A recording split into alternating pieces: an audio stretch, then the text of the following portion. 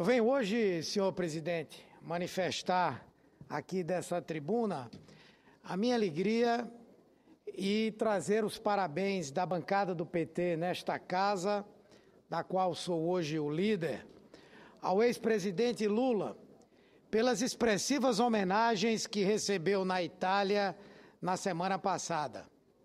Nossos agradecimentos aos italianos, queridos irmãos, para muitos dos quais o Brasil acabou virando uma segunda pátria, mãe de gerações de ítalo-brasileiros, e agradecemos pelo apreço e pelo carinho com que receberam um dos maiores líderes mundiais. Em Roma, Lula foi agraciado pela prefeitura da Cidade Eterna com o seu símbolo máximo, a lupa capitolina, que lhe foi entregue na sala Júlio César, centro histórico da capital italiana. Nosso ex-presidente foi homenageado ainda pela FAO, o órgão das Nações Unidas que trata da alimentação e da agricultura, onde também em Roma abriu a sua 39ª conferência, que reelegeu como diretor-geral da entidade o brasileiro José Graziano. Lula estava ao lado do presidente da Itália, Sérgio Mattarella, da presidente do Chile, Michelle Bachelet, do presidente do Mali, Ibrahim Keita, além de representantes dos 194 países membros da FAO. Recebeu depois a presidenta da Argentina, Cristina Kirchner, que também estava lá e desejava trocar impressões com o ex-presidente. Esteve ainda ele com o atual primeiro-ministro italiano, Matteo Renzi, para tratar de política e economia. Por fim, Lula foi convidado de honra em Milão, onde encerrou o Fórum de Ministros da Agricultura na Expo Milão 2015, uma feira de grande relevância mundial. Em todos os eventos, em todos os encontros em que participou, seu assunto não foi outro que não o combate à fome, a diminuição da pobreza, o exemplo brasileiro que atualmente é referência para todo o planeta.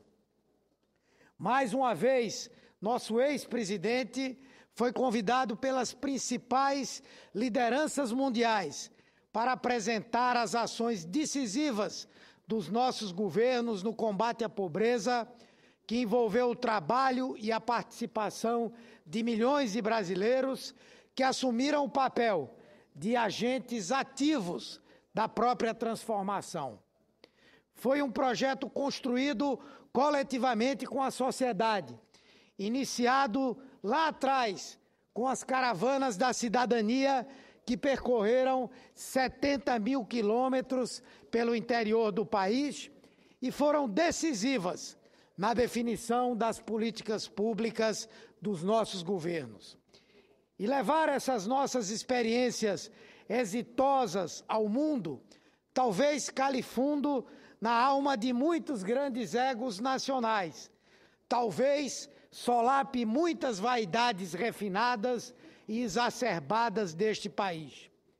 Como registrou o presidente Lula nas suas falas na Itália, durante muito tempo fomos governados apenas para uma parcela minoritária da população brasileira, que praticamente monopolizava a riqueza nacional e as atenções do Estado.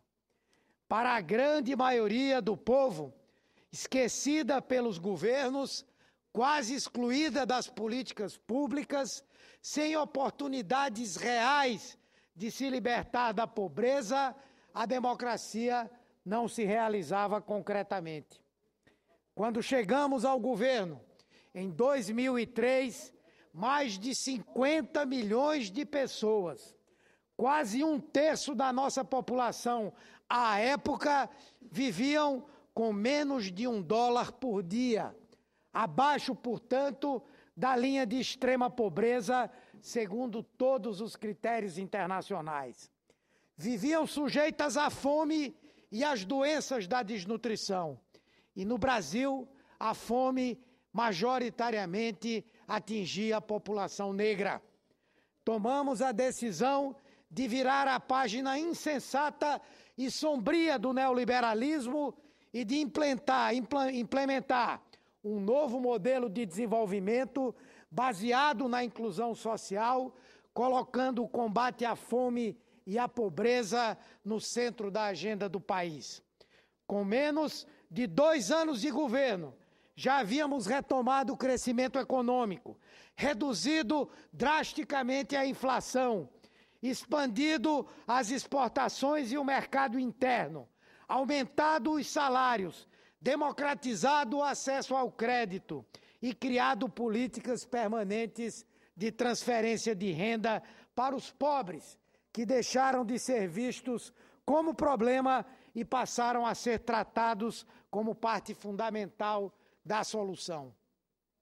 O resultado dessa nova estratégia de desenvolvimento foi que o Brasil conseguiu vencer a fome e em 2014 as Nações Unidas, por meio da FAO, declararam o nosso país livre dessa terrível mazela.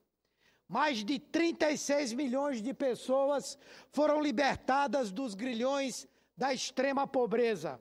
Mais de 40 milhões de brasileiros ascenderam ao padrão de renda e de consumo da classe média, no maior processo de mobilidade social da nossa história.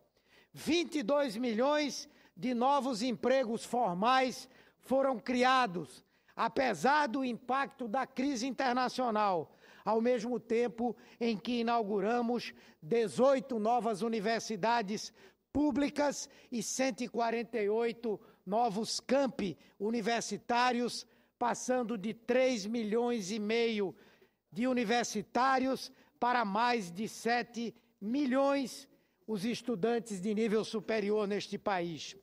Criamos também 365 novas escolas técnicas de nível médio, o triplo do que havia sido feito durante todo o século anterior. O orçamento do Ministério da Educação, que não passava de 22 bilhões de reais, quando Lula assumiu a presidência, passou para 103 bilhões de reais no fim do seu governo. E a presidenta Dilma, que assumiu essa compromissada luta em favor do nosso povo, deu continuidade a essas políticas públicas transformadoras, implementando Minha Casa Minha Vida, criando o Pronatec, o Ciências Sem Fronteiras e tantos outros programas que têm sido uma verdadeira revolução no Brasil. Enfim, tudo isso que Lula representa, todo esse incontestável êxito reconhecido em todo o mundo, inquieta muitas vaidades, deixa chorosos muitos inanes, muitos esfaimados de poder. Porque os brasileiros, que dilapidaram o patrimônio público do nosso país, os que fizeram o jogo do mercado, os que se rodearam de banqueiros, os que arrocharam os trabalhadores para fazer bonito para as elites, esses ninguém mais quer ouvir.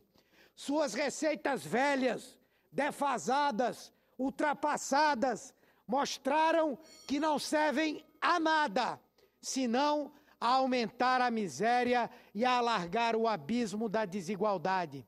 Ou seja, suas falas caducaram, de forma que, saudosos dos holofotes e ansiosos por voltarem a ser escutados, muitos são os que querem silenciar o presidente Lula.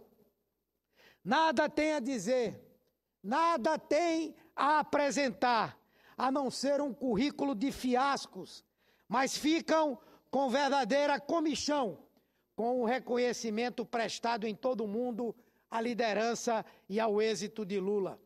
A inveja é um dos mais baixos e mesquinhos dos sentimentos humanos. Hoje mesmo, li alguns questionando um tema vencido, um assunto velho e bolorento, como tudo que representa .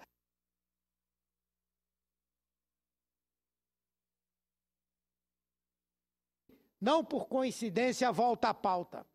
Fazem ilações sobre recursos recebidos pelo Instituto Lula, recursos que custearam palestras do presidente sobre estudos e compartilhamento de políticas públicas dedicadas à erradicação da pobreza e da fome no mundo.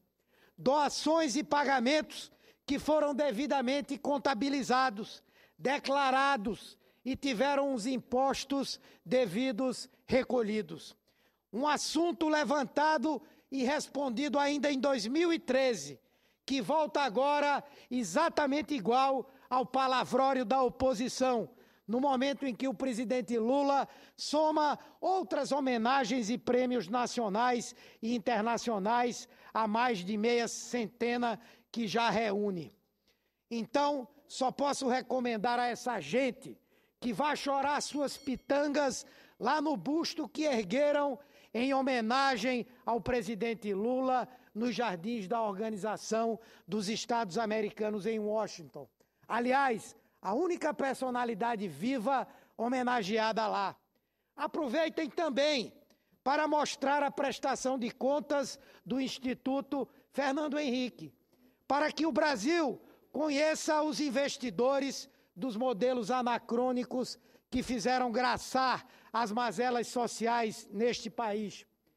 Aliás, não esqueçam que em 2007 o Instituto Fernando Henrique recebeu R$500 mil da Sabesp.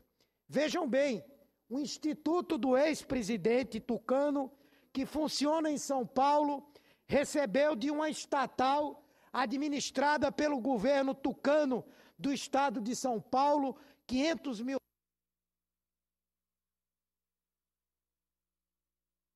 Dizendo que isso seja ilegal. Mas por que os que contribuem para o Instituto Lula estariam cometendo ilegalidades? Quem contribui para a Fundação Clinton? Quem contribui para a Fundação Tony Blair? Quem contribui para a Fundação Mandela? São exatamente empresas. E isso é uma forma de estruturação, de participação política de instituições que contribuem para o aperfeiçoamento do diálogo em termos internacionais. Então, o presidente Lula não cometeu absolutamente nenhuma ilegalidade, nenhum crime. Querem colocar uma cortina de fumaça para tentar vinculá-lo a malfeitos que o povo brasileiro sabe que jamais foram da sua índole e da sua prática. Então, os governos do PSDB, que meteram São Paulo na maior crise de abastecimento da sua história, retiraram da empresa mista de abastecimento d'água do Estado R$500 mil para irrigar o Instituto do ex-presidente Fernando Henrique Cardoso. E como eu disse, não consideramos que isso seja ilegal.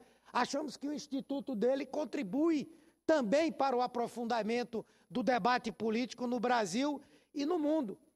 Mas certamente não foi para financiar uma palestra sobre segurança hídrica, porque disto também, e São Paulo é testemunha, os tucanos não entendem. Eles são mais hábeis em retirar recursos de onde se precisa, como a área do abastecimento, para destinar a outras áreas. Finalmente, é bom que assumam que a preocupação dos tucanos e da oposição tem origem.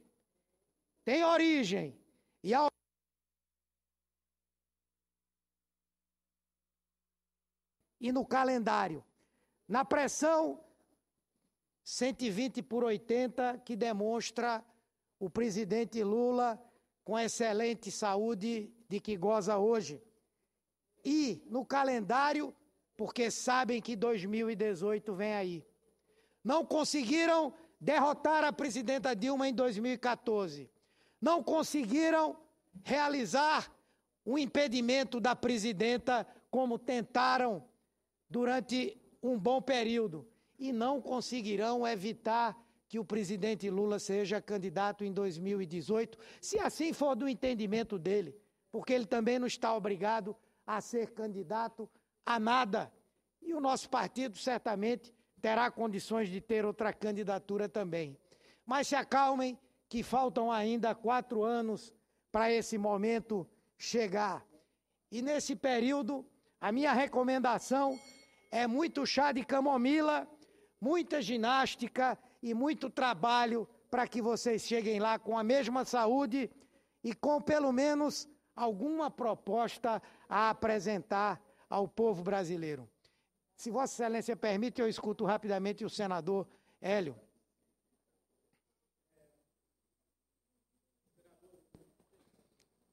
Alô, senador Humberto Costa, as suas palavras me comovem a partir do momento que, muito jovem ainda, eu escolhi o Partido dos Trabalhadores para ser o meu primeiro partido e pude acompanhar há 30 anos essa estrada. O nosso presidente Lula, maior líder da história moderna da humanidade, não pode ser tratado dessa forma. Então, quero só colaborar com o seu relato, dizer que ele é muito importante para esclarecer a população que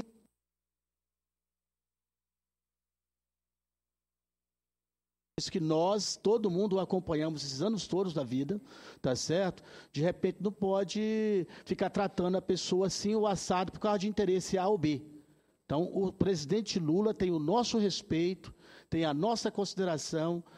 Nós o conhecemos, como tem também o Partido dos Trabalhadores, o partido que eu convivi 32 anos. Então, quero só parabenizar Vossa Excelência e dizer que é muito importante seu pronunciamento. Obrigado. Eu agradeço a parte de Vossa Excelência, incorporo ao meu pronunciamento, agradeço a tolerância de Vossa Excelência, senhor presidente, e agradeço aos demais senadores e senadoras.